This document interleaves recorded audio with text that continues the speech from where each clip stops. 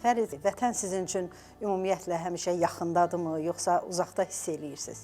Əlbəttə ki, yaxındadır, həmişə olub və olacaq. Soydaşımız Çexiyaya gəlişinin biraz da gözlənilməz olduğunu deyərək sözə başlayır. Çox gözlənilmədən oldu və maraqlı oldu. Mən istəyirdim təhsilimi, ali təhsilimi xaricdə davam edeyim və elə oldu ki, mənim burada bir dostum yaşayırdı. O mənə Çexiya haqqında dedi. Dedi ki, gözəl yerdir.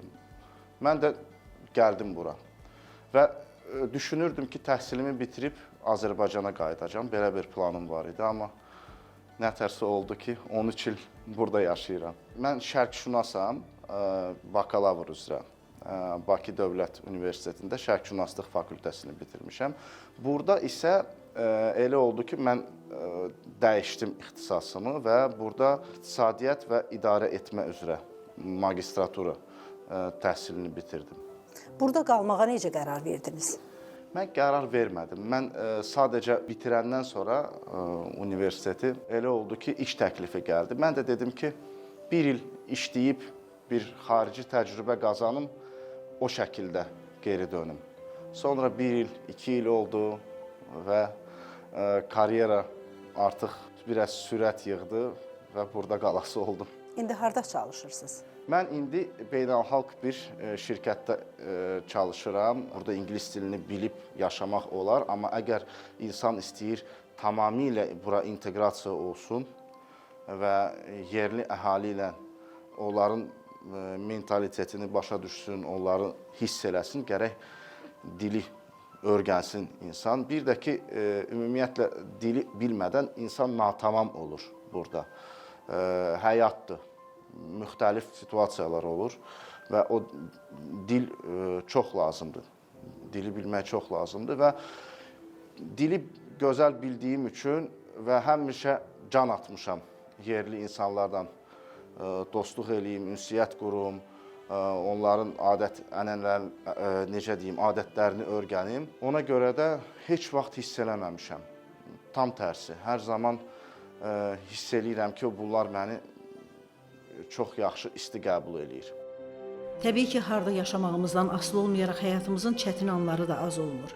Bu çətinliyin vətəndən uzaqda olmaqla bağlı tərəfləri nələrdir deyə maraqlanıram.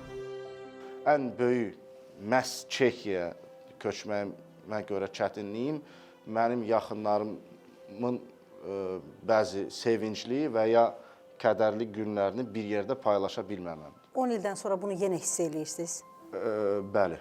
Hədəfim inkişaf edirəm karyeramda. Çox çətindir demək, hara gəlib çıxaracaq. Çünki maneələr var? Maneələr xeyr, insan əgər yaxşı çalışırsa, öz üzərində çalışırsa, işinə yaxşı yanaşırsa, işgüzarlıq göstərirsə, məncə insan bütün maneələri aşar. Məqsəd hər halda bu iş bazarında, belə deyək, iş bazarında lazımlı bir kadr olmaq və hər zaman illər gedir, yeni şeylər icad olunur və hər zaman biliyini yeni tutmaq. Dili unutmamaq üçün nəsə edirsiniz?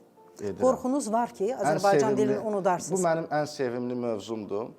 Çünki mən Azərbaycan dilini yaman çox sevirəm. Mənim 2 evladım var, burada ailəliyəm və mən başa düşürəm ki, mən xaricdə yaşayıram və mən evladlarıma Azərbaycan dilini öyrətməsəm burada, onlar heç vaxt o dili mənimsəməyəcək və bilməyəcək. Evdə Azərbaycan dilində danışırsınız? Və bəli, mən evdə belə bir yoldaşımla belə bir qərar gəlmişik ki, uşaqlarla yalnız Azərbaycan dilində danışacağıq. Bu bir prioritetdir, çünki onlar Azərbaycanlıdır və onlar öz ölkəsinə sabah gedəndə onlar yarımçıq olmasın. Dil yoxdursa, millət də yoxdur. Dil hər şeydir. Dil bütün bu məlumatları daşıyan bir şeydir.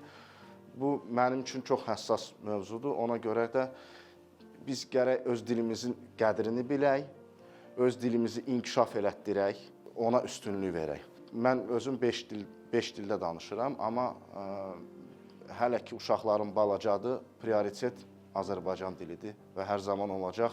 Evdə balaca Azərbaycandır. oğlum, qızım evə gələndə gərək Azərbaycan dilində danışsın. İnsan gərək heç vaxt danmasın. Hardan gəlir, milli mənsubiyyətini danmasın, vətənini unutmasın, dilinə də hörmətlə yanaşsın ki, ona başqaları da hörmətlə yanaşsın.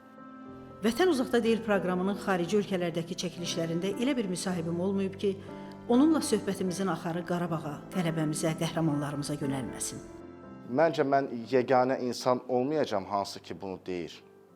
Məncə hər bir vətənini sevən Azərbaycanlı mənimlə həmfikirdir və həmhissdir. O ki, o 44 günlük müharibədə məncə heç kim nə işləyə bildi, nə gündəlik rutinini sürə bildi və mən deyə bilərəm əminliklə. Mənim həyatımda ən duyğusal, ən hisslərin pik olan dövrü həyatımda məhz bu 44 gün olub.